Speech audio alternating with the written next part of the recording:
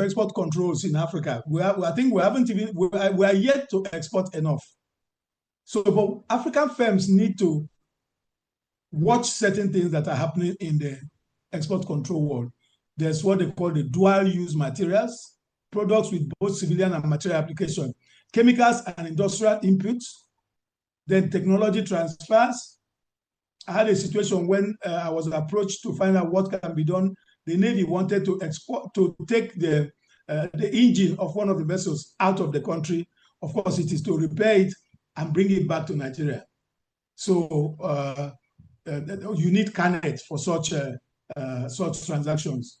So high-risk regions and sensitive entities, you need to watch very, very closely to those ones. Then end-use certification and documentation integrity must be obtained, stored, and periodically renewed for all controlled export. The key word there is controlled export, because I know that even in African nations, there are certain exports that you cannot make unless you obtain certain approvals and licenses.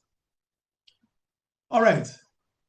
African Continental Free Trade Area in a global compliance environment.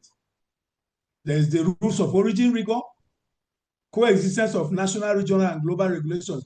The thing about compliance is that after needs compliance, just as much as the global market needs, there's no lowering down compliance level because it is an African transaction. It's all at the same level. Issues of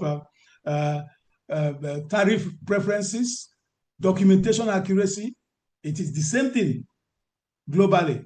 Custom modernization and digital transparency. These are all the things that AFTA need to do to ensure that things work, because it's keyed into the global value chain.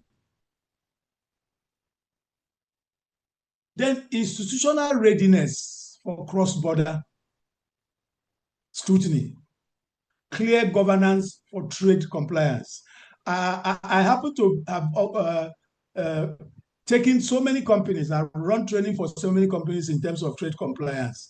And it's very funny how unserious people take it until you face the consequences. So clear governance for trade compliance you have.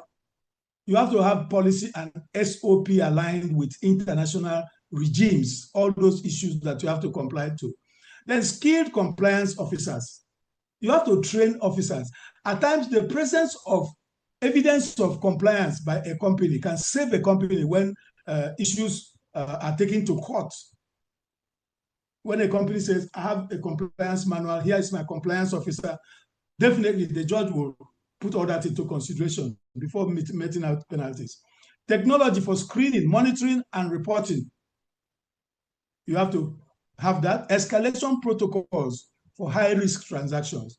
In fact, some high-risk areas are treated as critical control points that you have to have people who are looking at that very particular point every time.